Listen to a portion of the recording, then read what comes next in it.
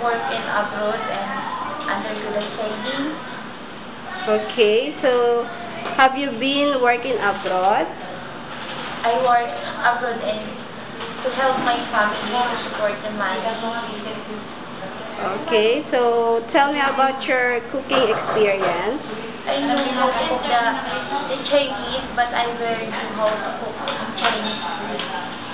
Okay, so do you have experience of taking care of the elderly? Yes, ma'am, but I'm too experienced than you work in elderly. But last experience, I'm a nanny or Okay, so why do you want to working abroad?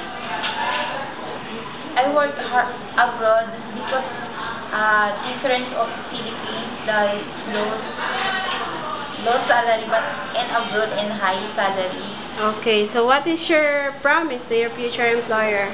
I promise to future employer I work hard and I do my best and responsibility. Okay, Regina, thank you and good luck.